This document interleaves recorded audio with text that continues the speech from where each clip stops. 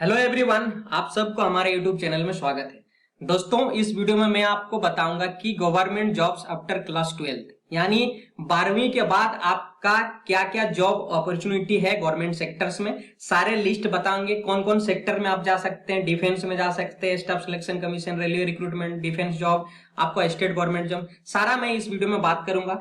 और इन जॉब्स में जाने के लिए आपको क्या क्वालिफिकेशन होना चाहिए, तो आपको बता ही दिया कि क्लास 12 के बाद सकते हो, लेकिन आर्ट्स जाओगे कि कॉमर्स वाला जा सकता है कि साइंस वाला जा सकता है, कब कब एग्जाम होता है, कब फॉर्म निकलता है, इसके लिए क्या आपका एलिजिबिलिटी क्राइटेरिया होना चाहिए कि आपको कितने मार्क्स चाहिए या फिर कितने एज चाहिए, फिर आपको क्या क्या क्या प्रोसेस एग्जाम में, कब निकलता है फॉर्म, कितने सारे वैकेंसीज निकलते हैं और कहाँ कहाँ आपका पोस्टिंग होगा, जॉब क्या क्या आपका डेजिग्नेशन होगा, ये सारे इस वीडियो में बात करूंगा। और मैं क्लियर और कंप्लीट आपको दे देंगे कि क्लास 12 के बाद जो भी गवर्नमेंट लिस्ट है हमारे जॉब्स इंडिया में, सारे आप जान जाओगे इस वीडियो के बाद। तो मैं आप सबसे रिक्वेस्ट कर रहा हूं, अगर आप चैनल में नए हैं तो चैनल को पहले सब्सक्राइब करना, क्योंकि ऐसे ही इंफॉर्मेटिव और आप लोगों के लिए हेल्पफुल वीडियो आप तक पहुंचाने की कोशिश करता हूं। साथ ही आपको क्लास 10th 9th या 11th 12th सारी पढ़ाई भी कराता हूं इस वीडियो के माध्यम से। तो आप लोग सबसे पहले चैनल को सब्सक्राइब कर देना और आपके फ्रेंड्स को भी शेयर कर देना, यदि आपके फ्रेंड्स की जरूरत है इस ऐसे वीडियोस की जो उनको आइडिया नहीं है, तो ये यहाँ से आप आइडिया ले सकते हो। साथ ही साथ अगर आपको वीडियो अच्छा लगे तो अंत में आप जरूर कमेंट करना, ठीक है। तो सबसे पहले बता देते हैं क्या क्या बात करेंगे, कौन कौन से जॉब है। जैसे एसएससी में है, आपका रेलवे में है, डिफेंस में है, ये स्टेट गवर्नमेंट में, सारा इस पर हम लोग बात करेंगे, ठीक है। तो सबसे पहले हम लोग जान लेते हैं कि हमारा जो सेक्टर है कौन कौन एग्जाम कराता है, कौन कौन बोर्ड एग्जाम कराता है, कौन सा कमीशन एग्जाम कराता है, ये पहले जान लेते हैं। देखो, मैंने हेडलाइन रखा है गवर्नमेंट जॉब्स आफ्टर क्लास 12, ठीक है। यहाँ पे सबसे पहला आता है हमारा स्टाफ सिलेक्शन कमीशन। ये सेंट्रल लेवल का होता है, यानी ये भारत सरकार का एक कमीशन है और इस कमीशन के थ्रू आपको बहुत सारे जॉब्स ऑफर करते हैं क्लास 12 के बाद। जैसे आपका क्लर्क हुआ, जैसे आपका पुलिस हुआ, और भी बहुत सारे हैं, मैं आपको आगे बताऊंगा। मैंने आपको जो बनाया भी चुका हूं, बहुत अच्छे तरीके से समझाने की कोशिश करूंगा। लेकिन ये एक कमीशन है जो आपको स्टाफ को सिलेक्ट करता है, इसीलिए इसको नाम रखा गया स्टाफ सिलेक्शन कमीशन। इसका काम ही है कि स्टाफ को सिलेक्ट करना और विभिन्न विभाग, विभिन्न आपका ऑफिस में सारे ये लोगों आपको पहुंचाना है। अच्छे से अच्छे और कर्मठ ईमानदार होता है वो आपको क्या स्टाफ पहुंचाना इनका काम है। बस इसका सिलेक्शन करना काम है। सिलेक्शन करने के बाद उनको दे दिया जाता है जो वैकेंसी इनको भेजते हैं, बस इनका यही काम है। तो ये एग्जाम कराता है। तो कौन कौन सा एग्जाम कराता है आफ्टर 12, आप क्या क्या ले सकते हो वो आगे देखेंगे ना। रेलवे रिक्रूटमेंट बोर्ड, यानी आप जो रेलवे में गवर्नमेंट जॉब का चाहता है, गवर्नमेंट जॉब, उसके लिए है रेलवे रिक्रूटमेंट बोर्ड। ये रेलवे रिक्रूटमेंट बोर्ड जब भी आप देखे होंगे, कोई आपके रिश्तेदार हो या फिर आपके कोई जान पहचान या कोई आपके सीनियर्स या बड़े भैया या तो फिर आपके कोई जो भी दोस्त हो, वहां पर क्या रेलवे में जो जॉब करते हैं इसके थ्रू जाना पड़ता है। यानी रेलवे रिक्रूटमेंट बोर्ड आपको एग्जाम ये कराता है, कंडक्ट कराता है, उस एग्जाम आपको पास किया जाता है। विभिन्न आपको स्टेप है, वो स्टेप के थ्रू आपको पास करके जाना पड़ता है, रेलवे रिक्रूटमेंट जॉब ले सकते हैं। और अगला हमारा डिफेंस जॉब। डिफेंस जॉब में जितने सारे पुलिस आता है, जैसे आर्मी हुआ, नेवी हुआ और हमारा पुलिस हुआ, बहुत सारे जो जितने भी डिफेंस जॉब होते हैं, डिफेंस जॉब का मतलब जितने सारे पुलिस जॉब है, ये हमारा होता है डिफेंस जॉब, ठीक है। इसके अंडर में क्या क्या होता है, सेंट्रल गवर्नमेंट, स्टेट गवर्नमेंट, ये भी आगे देखेंगे।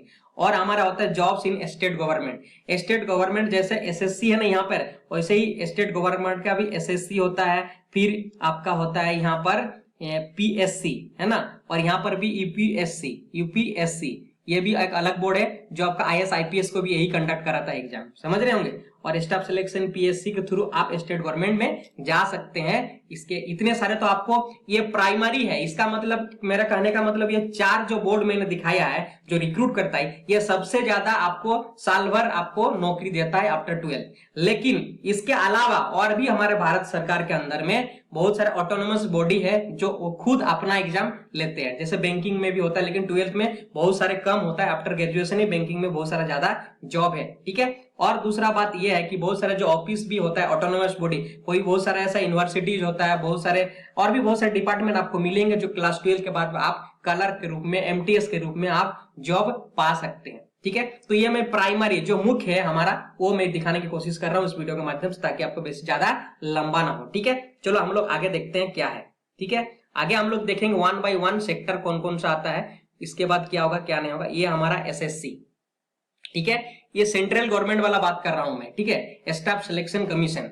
यहां पर क्या आता है कि आप क्लास 12 के बाद, 12वीं के बाद आप इतने सारे एग्जाम दे सकते हो एसएससी के थ्रू, ठीक है। ये देखो CHSL एक एग्जाम नाम है, इसका नाम रखा गया है आफ्टर 12, यानी क्लास 12 के बाद आप दे सकते हो, चाहे आप आर्ट्स स्ट्रीम से बिलोंग करते हो या फिर आप साइंस स्ट्रीम से बिलोंग करते हो, और आपके इतने सारे आपको यहाँ पे डेजिग्नेशन मिल जाता है, ठीक है।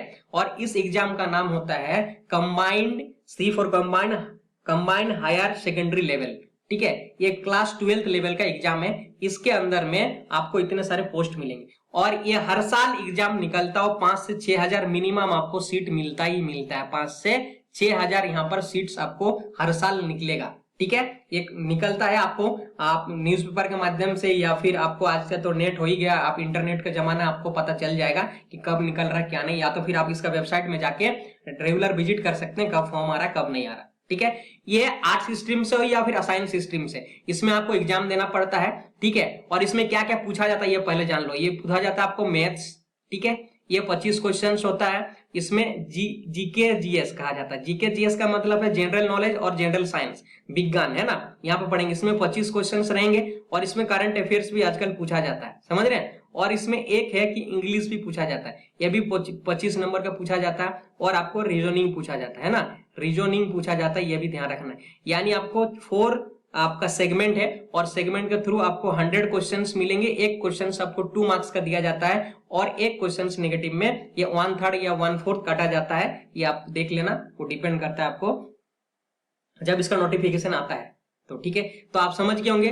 और 12 के बाद इसको एग्जाम अपियर कर सकते हो। और एग्जाम अगर आप पास कर जाते हो, इसके 2 स्टेप होते हैं। एक स्टेप पहले आप एग्जाम दे दोगे, CBT है ना, कंप्यूटर बेस्ड टेस्ट होगा। उसके बाद आपको यहाँ पे डिपेंड करेगा आप किस पोस्ट को प्रीफर दिए है, उसके आधार पर आपका यहाँ पे टाइपिंग भी होता है। जो स्टूडेंट्स इसमें टाइपिंग का जॉब दिए है, और जो बच्चे यहाँ पर क्या होगा, लेटर राइटिंग भी लिखा जाता है। जो बच्चे आपको लेटर और एक ऐसे लिखा जाता है। तो यहाँ पर आपको इतने सारे स्टेप क्वालिफाई करना होगा, तब जाके आपको जॉब्स मिले। क्या जॉब्स मिलेगा? लोअर डिवीजन क्लर्क यानी LDC, ठीक है, जूनियर सेक्रेटरिएट असिस्टेंट, ठीक है, JSA, ये आपको क्लर्क पद पे है। लोअर डिवीजन क्लर्क कभी किसी भी डिपार्टमेंट में आपको भेज सकता है। सेंट्रल गवर्नमेंट का जितने सारे डिपार्टमेंट होगा वहां पे LDC के रूप में, या फिर जूनियर सेक्रेटरिएट असिस्टेंट यहाँ पे JSA के रूप में। यानी जो सेक्रेटरी होता है ना हमारा, जैसे एक मंत्री होता है, मंत्री के अंदर सेक्रेटरी होता है, सेक्रेटरी के अंदर जो ऑफिसर्स होते हैं, उसके अंदर में आपको काम करने का मिलेगा एज ए क्लर्क, समझ रहे होंगे। पोस्टल असिस्टेंट PA और शॉर्टिंग असिस्टेंट, यहाँ पे पोस्ट ऑफिस में आपको जॉब लगता है, आप लोग सुने होंगे, ठीक है। जैसे पोस्टल असिस्टेंट, यहाँ पे आपको क्या करना है, या शॉर्टिंग असिस्टेंट, यहाँ पे शॉर्टिंग असिस्टेंट जो होता है पैसा का लेन देन करता है। देखिए कभी आप लोग पोस्ट ऑफिस में पैसा भी जमा करते हैं, लेन देन करते हैं, आना जमा भी करते हैं, आप विथड्रॉ भी करते हैं, ये सारा काम यहाँ पे आप फिक्स्ड डिपॉजिट कर सकते हो। और भी जो भी इंश्योरेंस काम करते हैं, सारा शॉर्टिंग असिस्टेंट काम करता है। पोस्टल असिस्टेंट आपको काम करता है, जैसे आप किसी को रजिस्ट्री की है, या तो फिर आप देखिएगा स्पीड पोस्ट पढ़ने गए, तो वहां पर जो बैठा रहता है जो बंदा, उसको क्लर्क कहते हैं, पोस्टल असिस्टेंट। वो भी CHSL एग्जाम देकर ही किया है, समझिए, जो भी किया। इसमें यहाँ पे टाइपिंग का जरूरत पड़ेगा, क्योंकि यहाँ पे बैंकिंग टाइप का एग्जाम है, इसलिए कंप्यूटर बेस्ड आपको काम करना पड़ता है। यहाँ पर भी करना पड़ेगा, ठीक है। डाटा एंट्री ऑपरेटर, ठीक है, डाटा एंट्री ऑपरेटर और data entry operator grade A, तो दोनों ही अलग, एक ही पोस्ट है लेकिन अलग अलग विभाग में आपको मौका मिलेगा। एक ग्रेड A में है और एक ओनली नॉर्मल है डाटा एंट्री ऑपरेटर। तो इतने सारे आपको जॉब्स मिलते हैं CHSL एग्जाम के थ्रू SSC। तो ये हर साल निकलता है, कभी कभार 7,000 कभी कभार 8,000 भी वैकेंसी निकल जाता है। ये डिपेंड करता है कि उस साल कितना वैकेंसी आता है। दूसरा आता है MTS एग्जाम, ये भी हर साल एग्जाम कराता है। और जो यहाँ पर आपको जितने सारे सेगमेंट है exam, maths, GS GK, English और रीजनिंग, वैसे ही पूछा जाता है, लेकिन लेवल इसका घट जाता है उससे, क्योंकि ये 10th लेवल का जॉब है। यानी आप 10th पास करके भी कर सकते हैं, या फिर आप 12th करने के बाद भी कर सकते हैं। जो 10th बच्चे हैं वो भी एग्जाम अपियर हो सकते हैं, जो 12th के बच्चे हैं वो भी अपियर हो सकते हैं इसके अंदर में। इसमें मल्टीटास्किंग स्टाफ होता है, ठीक है। इसमें कौन सा पोस्ट मिलेगा आपको? मल्टीटास्किंग स्टाफ, यानी आपको जैसे बड़े बड़े ऑफिसर जो होंगे उसके अंडर में आपको काम करना है, बड़े बड़े डिपार्टमेंट है उसके अंडर में काम करना है। उसमें मल्टीटास्किंग मतलब बहुत सारा काम करना है आपको। जैसे आपको कई फाइल पहुंचाना होगा, या फिर आपको कहीं फैक्स करना होगा, फिर जेरोक्स करना होगा, या फिर चिट्ठी कहीं पोस्ट करना होगा, ये जो भी सारा काम होता है ये सब इसके अंदर में बहुत सारा और भी ऐसा होता है, जैसे साफ सफाई भी कहीं कहीं ऐसा लगा देता है, तो ये आपका होता है मल्टीटास्किंग स्टाफ। समझ रहे होंगे, ये क्लास 10 के बाद भी दे सकते हैं, क्लास 12 के बाद दे सकते हैं, और ये हर साल आपको निकलता है, ये भी 6000 से 7000 वैकेंसी निकलता ही है। लेकिन 10 के पास एग्जाम प्रोसेस सेम है, लेकिन ये फर्स्ट एग्जाम देना होगा, सेकंड एग्जाम में आपको क्या करना है, इसमें भी आपको ऐसे और लेटर शायद लिखना पड़ता है। ठीक है, तो इसमें आपको क्या मिलेगा, department office of the government India. ठीक है, और ये आपको इन द वेरियस मिनिस्ट्रीज में आपको जितने सारे एमटीएस का पोस्ट खाली रहता है उसके थ्रू आपको एसएससी के थ्रू आप जा सकते हैं और वहां आप नौकरी कर सकते हैं। और स्टेनोग्राफर, ये भी एसएससी एग्जाम कराता है। स्टेनोग्राफर का मतलब क्या होता है, जो सेक्रेटेरिएट होता है, जो मिनिस्टर होता है, उसके अंदर में आपको काम करने का मौका मिलेगा। जैसे वहां कोई आपको भाषण दे रहे हैं, ठीक है, कोई आपको प्रेस ब्रीफिंग कर रहे हैं, तो आपको उसी जैसे जो बोल रहे हैं उसको आपको लिखना होगा, या उसके बाद आपको नोटिस निकालना होगा, या फिर आपको उसके आधार पर आपको कुछ स्टोरी बनाना होगा जो न्यूज़पेपर में छापना, ये सारा काम उसका है। और टाइपिंग भी करना होगा साथ में। इसमें टाइपिंग स्पीड बहुत ज्यादा डिपेंड करता है, ये टाइपिंग पोस्ट ही है मान लो। ठीक है, टाइपिंग है, ये ग्रेड सी का भी और ग्रेड डी का भी, इसको कहते हैं स्टेनोग्राफर, और ये एसएससी एग्जाम कराता है, तो इसके थ्रू भी आप जॉब ले सकते हो क्लास 12 के बाद। ठीक है, इसका भी एग्जाम सेम प्रोसेस होता है एसएससी का, इंग्लिश, मैथ, जीके, जीएस और रीजनिंग, ये सारे एग्जाम होता है, और मैथ्स। ठीक है, चलो अब हम लोग आते हैं, बात करते हैं रेलवे रिक्रूटमेंट बोर्ड, है ना। यानी आप जो रेलवे में जो भी स्टाफ का सिलेक्शन होता है, रेलवे रिक्रूटमेंट बोर्ड आपका एग्जाम कराता है। जो आप क्लास 12 के बाद जो बात कर रहे हैं, इतने सारे आपको पोस्ट में जाने को मौका मिलेगा। ठीक है, और जो आप यहाँ पे ग्रुप डी में भी मैंने लिखा है, पहले ये क्लास 10 के बाद आपको भरने का मौका मिलता था, लेकिन पिछले साल यानी 2019 या 18 से ये आप क्या कर दिया, आईटीआई एग्जाम, आपको आईटीआई का अब सर्टिफिकेट होना जरूरी है, चाहे आप प्राइवेट से कर लो या फिर गवर्नमेंट से कर लो, कहीं से भी आप करके आईटीआई अगर सर्टिफिकेट है तभी आप क्लास 10 के बाद आईटीआई करने के बाद तब आपको ग्रुप डी का जॉब्स मिलेगा। पहले ये होता था कि 10 के बाद, इसमें हर साल लगभग 17 से 18,000 वैकेंसी निकलता था, लेकिन अभी आईटीआई कर दिया। तो आप अगर आईटीआई क्लास ग्रेजुएशन कर रहे हो तो साथ में एक्स्ट्रा आप आईटीआई भी कर ले सकते हो, चाहे प्राइवेट से कर लो, गवर्नमेंट से कर लो, लेकिन एनसीबीटी और एसटीबीटी होता है, उसके थ्रू आप जाके सर्टिफिकेट ले सकते हो और यहाँ पर आप अप्लाई कर सकते हो। ये सबसे ज्यादा जॉब देता है, और हमारा झारखंड, बिहार और आपका यूपी का बंदा का तो सबसे ज्यादा ग्रुप डी में नौकरी लेता है, क्योंकि इन लोगों का इसमें और एक चीज फायदा है कि हमारा इंग्लिश का एग्जाम नहीं होता है, यहाँ पे आपको मैथ्स पूछा जाएगा। ठीक है, और जीके जीएस, ठीक है, जीके जीएस और साइंस का जो सबसे ज्यादा यहाँ पर वेटेज रहता है, जीके जीएस, ऊपर से साथ में आपको रीजनिंग रहेगा। क्या रहेगा, रीजनिंग, यानी 3 सेक्टर आपको पूछा जाता है, इंग्लिश नहीं पूछा जाता। और हमारे यूपी, बिहार, झारखंड के मैक्सिमम स्टूडेंट को यह प्रॉब्लम होता है कि आपका इंग्लिश कमजोर होता है, इसीलिए रेलवे में बहुत ज्यादा जुझारू होते हैं रेलवे जॉब के लिए, और ये सबसे ज्यादा प्रिपरेशन करता है तो रेलवे जॉब के लिए करता है। लेकिन ये ग्रुप डी में एक साल से ये कर दिए, ये बहुत बढ़िया हमारे लिए बेकार वाला जो सिस्टम लगाया है, ये सोच लो हम लोग बेकार है। सबको आईटीआई तो कर नहीं पाएंगे, क्योंकि सबको तो गवर्नमेंट में चांस नहीं मिलेगा, प्राइवेट में करने से आपको 30 से 35,000 खर्चा होगा, सबके पास का बात नहीं है। जो बच्चे इसमें जॉब करना चाहते हैं उसके लिए तो ये तो गया है ना, ये तो गया। या तो कोई बच्चे बहुत सारे है, जो आजकल बहुत सारे स्टेट भी है जो आपको क्या बोलते हैं स्कॉलरशिप देके भी कराता है, तो आप स्कॉलरशिप लेके भी कर सकते हैं अगर आप चाहते हो। तो कैसे स्कॉलरशिप मिलता है आप पता कर सकते हो, नहीं तो मैं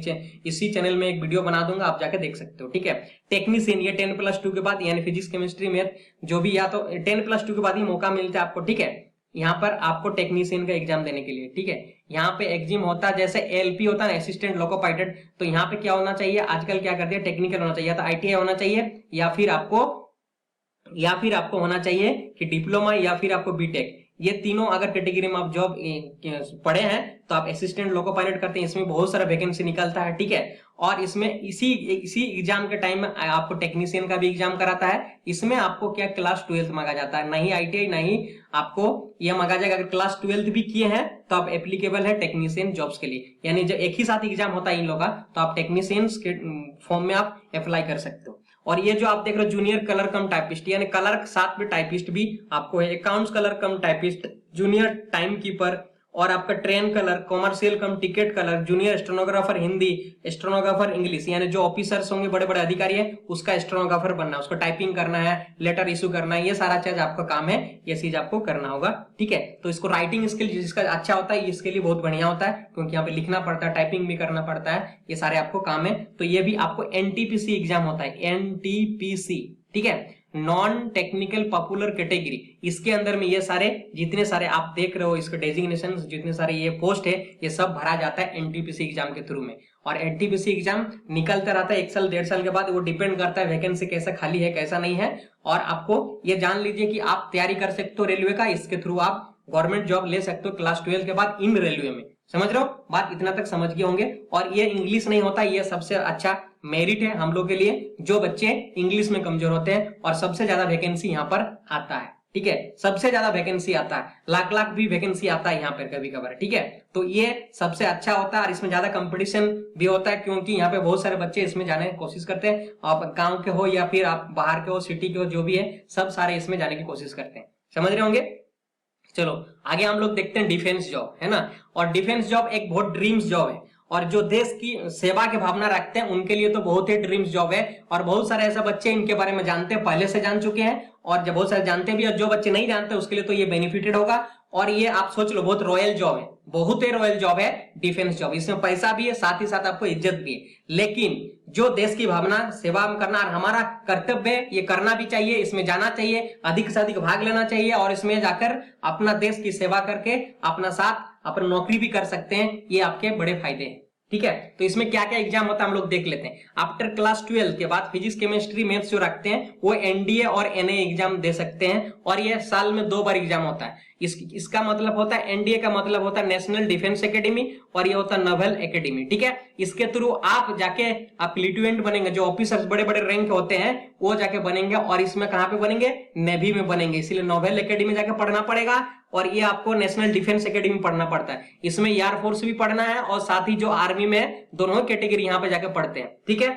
और इसमें क्या होता है, जैसे आप क्लास 12 में एपीआर हो या फिर क्लास 12 पास हो तब भी आपको एक इंट्रेंस एग्जाम देना पड़ता है और ये अच्छा खासा इंट्रेंस एग्जाम लेवल होता है। इसके लिए बहुत सारे प्रिपरेशन किया जाता है, बहुत सारे इंस्टीट्यूट है जो स्पेशली आपको एनडीए और एनए का प्रिपरेशन कराते हैं। जो बच्चे आर्थिक रूप से समर्थ है तो जाके प्रिपरेशन करना चाहिए, बिना प्रिपरेशन का ये निकलने वाला नहीं है। और सबसे रॉयल जॉब है डिफेंस सेक्टर का ये, और सबसे ऊंचा पद आपको मिलता है यहाँ पर। समझ रहे होंगे, जितने हमारे अधिकारी बनते हैं, जितने थल सेना अध्यक्ष वगैरह सब जो बनते हैं ना, सब यही एकेडमी से जाके बनते हैं क्योंकि यहाँ पर ऐसा प्रिपेयर किया जाता है आपको। ऐसा यार इस जॉब के जाने के बाद आप छोड़ोगे नहीं कभी जिंदगी में। कभी कभी ऐसा होता है जॉब छोड़ने के बाद यहाँ जाओगे तो कभी जॉब छोड़ोगे नहीं, इतना रॉयल जॉब है, इतना पैसा आपको, इतना इज्जत है आपके पास, समझ रहे हो, जाके ये जॉब में होगा। लेकिन यह सीट कम होता है इसलिए इंटरेस्ट लेवल थोड़ा सा बढ़ जाता है। तो आपको इसके लिए प्रिपरेशन करना होगा, प्रिपरेशन थ्रू जा सकते हैं। बहुत सारे ऐसे बच्चे जाते हैं, पैसा तो को बात ही नहीं है, इसमें इज्जत भी बड़ा है। तो नेशनल डिफेंस एकेडमी ये पुणे में है, ठीक है। यहाँ पर आपको क्या कराया जाता है,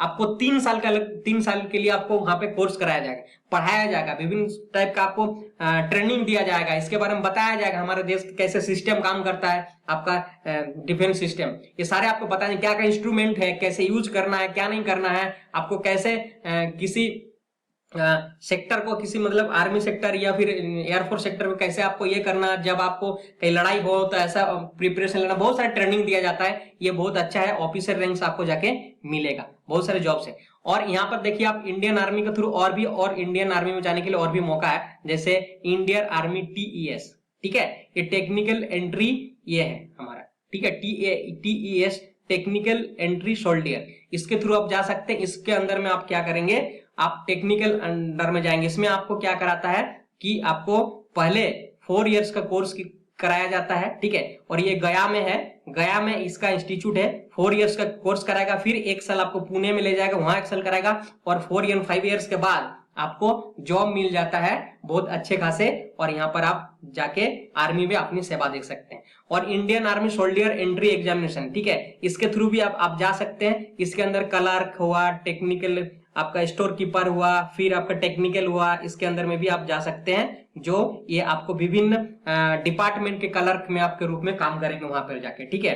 और हमारे 10th लेवल में तो जो आपको दौड़ के होता है स्टेट लेवल में वो होते रहता है, वो आपको इसका वेबसाइट में आप रेगुलर विजिट करना होगा, जो आपको वहां पर दौड़ना है, फिर आपको फिटनेस चेक किया जाता है, फिर एक छोटा सा एग्जाम लिया जाता है, ज्यादा एग्जाम ज्यादा मायने नहीं रखते, वहां पे आपको फिटनेस को जो आर्मी में होता है, जो आपको वहां पे जाके वहां पे ये करना है, देश की सेवा करने की, ये 10th के बाद भी दे सकते हैं। लेकिन ये कहाँ पे जा सकते हैं, इसके लिए कोई एग्जाम नहीं होता है आपको। ये हमेशा आपको रैली होता है, कहीं पटना में बुला लिया, कहीं रांची में बुला लिया, कहीं यूपी में बुला लिया, गोरखपुर में, कोलकाता में बुला लिया, ये अलग अलग जगह है। वो आपका न्यूज़पेपर के माध्यम से आपको न्यूज मिलते रहेगा, या फिर आपका रेगुलर वेबसाइट पे जाकर जा सकते हैं। ये एग्जाम के थ्रू आप जा सकते हैं इन क्षेत्रों में। इसके थ्रू जाएंगे तो आपको क्लर्क बनेंगे, टेक्निकल स्टाफ बनेंगे, ऊपर से आपको और क्या मौका मिलेगा, इस यहाँ पर आपका स्टोर कीपर बन सकते हैं, इसके थ्रू जा सकते हैं। ठीक है, और इसके थ्रू आप जा सकते हैं तो ऑफिसर्स बनेंगे, लेकिन इसके लिए आपको 5 इयर्स के बाद बनेंगे, लेकिन इसमें भी आपको पैसा मिलते रहता है। ठीक है, और आपको देख लो ये नेवी में जाने का मौका, एक तो आप इसमें जाएंगे तो ऑफिसर्स होंगे, सबसे बड़ा जॉब होगा नेवी का, नेशनल एकेडमी। ठीक है, नोवेल एकेडमी, इसमें भी जा सकते हैं। इसमें एकेडमी है, उस एकेडमी में आपको पढ़ना पड़ता है, जैसे इंडिया में है वैसे ही करना पड़ता है। ये सबसे बड़ा जॉब है ये हमारा डिफेंस सेक्टर का। उसके बाद नेवी की बात करते हैं, ये तो होगा ही है, नोवेल एकेडमी है, ये साथ साथ Indian navy sailor entry written examinations, इसके थ्रू आप भी अब नेवी में जा सकते हो। और Indian coast guard entry scheme for after 12, तो इसके थ्रू में भी आप क्लास 12 के बाद कोस्ट गार्ड के रूप में सेवा दे सकते हैं अपना इंडियन नेवी में, और सेलर के रूप में भी जा सकता है, यानी इसको नाविक भी कहा जाता है। ठीक है, और नाविक यहाँ पे 2 टाइप के होते हैं, एक आपका होता है हमारा जो वहां नाविक के रूप में जाता है उसके साथ, और एक होता है डोमेस्टिक नाविक, जो हमारे इंडिया के अंदर और एक बाहर का बाहर भी जाया जाता है। ठीक है, तो देश से बाहर आपको कहीं चला गया तो उसके थ्रू आपको वहां उसी में जाना हो नाविक के रूप में, डोमेस्टिक में भी होता है। ठीक है, तो ये 10th के बाद ही इसमें जा सकते हैं, ये डोमेस्टिक वाला में इसमें, लेकिन 12th होना जरूरी है और एग्जाम देना पड़ता है। ये समय समय पर फॉर्म निकलता है, इसका रेगुलर विजिट करते रहे, पेपर के माध्यम से, न्यूज़पेपर के माध्यम से आपको इसको इन्फॉर्मेशन मिलते रहेगा। और जो बच्चे इसमें जाना चाहते हैं वो तो अपने रेगुलर विजिट तो जरूर करेंगे और साथ साथ प्रिपरेशन भी करेंगे। ठीक है, वैसे फिजिक्स, केमिस्ट्री, मैथ्स वाला ही जा सकते हैं क्लास 12th में जो पास आउट है। और एक चीज हमारा जो डिफेंस जॉब में जा सकते हैं एसएससी, ये सेंट्रल लेवल एसएससी में जा सकते हैं। सेंट्रल लेवल एसएससी इसमें आपको दिल्ली पुलिस में करता है, साथ ही साथ आपको कराता है कांस्टेबल और राइफलमैन, जिसमें आपको और भी कराता है। जैसे यहाँ दिल्ली पुलिस में जा सकते हैं तो दिल्ली पुलिस भी एसएससी के थ्रू ही आप जा सकते हैं, उसके लिए कोई स्टेट गवर्नमेंट नहीं होता। जैसे स्टेट गवर्नमेंट एसएससी होता है उसका नहीं है, वो सेंट्रल गवर्नमेंट एसएससी जो है वही आपको कंडक्ट कराएगा, तो आप वहां पे जाके सेवा दे सकते हैं एज ए दिल्ली पुलिस। तो ये आफ्टर 12th है, ये कांस्टेबल और राइफलमैन के रूप में। और यहाँ पे और एग्जाम होता है, जैसे बीएसएफ हुआ, जो पारामिलिट्री कहा जाता है ना, पारामिलिट्री, वो भी एसएससी एग्जाम कराता है। ठीक है, तो वो भी आप इसके थ्रू डिफेंस जॉब में जा सकते हैं, और ये बहुत सारे वैकेंसी निकालता है, जैसे पारामिलिट्री है ना, बीएसएफ हुआ, सीआईएसएफ हुआ, ये बहुत सारे और भी 2-3 ये है जहां पर आप जा सकते हैं। क्या डिफेंस सेक्टर में जॉब जो एसएससी कराता है सेंट्रल गवर्नमेंट, ये आपको वैकेंसी टाइम पर निकलते रहता है, आपको देखते रहना होगा। और ये क्लास 12 का, लेकिन आपको प्रिपरेशन चाहिए। तो यहाँ पर क्या पूछा जाता है, हिंदी पूछा जाता है, जीके पूछा जाता है और मैथ्स पूछा जाता है, इंग्लिश नहीं पूछा जाता है यहाँ पर भी,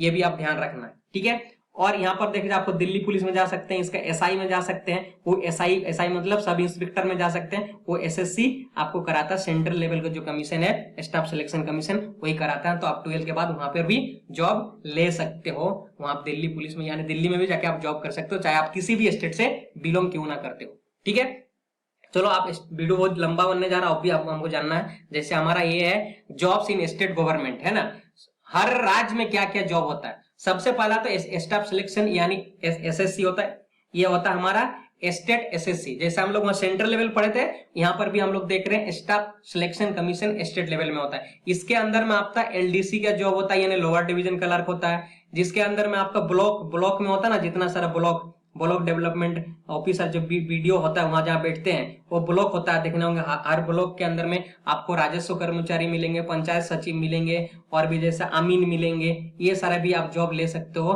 थ्रू एसएससी, यानी स्टाफ सिलेक्शन कमीशन के थ्रू ही ये रिक्रूट किया जाता है। ठीक है, तो क्लर्क हुआ, ये राजस्व कर्मचारी, ये भी क्लर्क टाइप का ही है। ठीक है, पंचायत सचिव है, ये अमीन है, और भी बहुत सारे जॉब्स निकलता है इसके अंदर में, जो आप यहाँ थ्रू जा सकते हैं।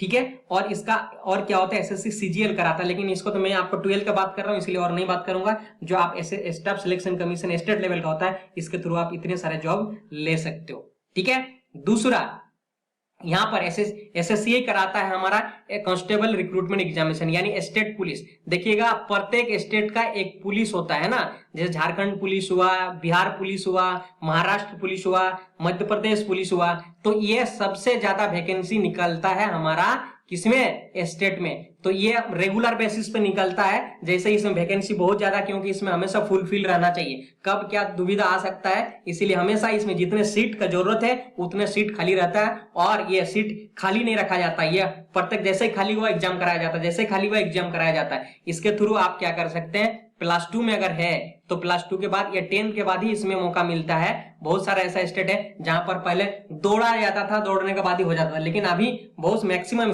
राज्य क्या कर दिया, इसको अब एग्जाम के थ्रू आपको मौका मिल रहा है कि आप एग्जाम में दे सकते हो, यानी क्लास 10 के बाद ही दे सकते हो। इसमें बहुत सारे विभिन्न स्टेज हो सकता है, आपको एग्जाम कराएंगे, फिर आपको फिजिकल देखा जाएगा, फिर मेडिकल देखा जाएगा, 3 स्टेप होता है। फिजिकल में आपको दौड़ाया जाएगा, हाइट हुआ, लॉन्ग जंप, हाइट जंप, ये सब कराता है। उसके बाद आपको यहाँ पर दौड़ाया जाता है, या सॉरी मेडिकल किया जाता है, या मेडिकल बढ़िया अच्छा खासा होता है, और साथ ही पहले एग्जाम कराया जाता है। अगर एग्जाम पास करते हैं, एग्जाम ये उतना लेवल का नहीं रहता है, ठीक है। और state level forest security guard, ठीक है, ये भी एक पुलिस है, लेकिन आपको ये वन जंगल को ध्यान में रखना है, तो इसको कहा जाता है फॉरेस्ट सिक्योरिटी गार्ड, जो भी SSC कंडक्ट कराता है। तो इसमें भी बहुत सारे आपको वैकेंसी निकलता है, ठीक है, और इसमें कलर की भी बहुत सारे निकलता है, जो आप LDC के थ्रू ही जा सकते हैं। तो ये स्टेट गवर्नमेंट हुआ। कहीं कहीं आपका जैसे PCS मैंने बताया ना, यहाँ पे भी जो कलर होता है ना, तो ये PCS ही लेता है। कोई ऐसा PCS है जो LDC यानी LDC कलर जो होता है SSC से ही ले लेता है। वो डिपेंड करता है स्टेट का आपका क्या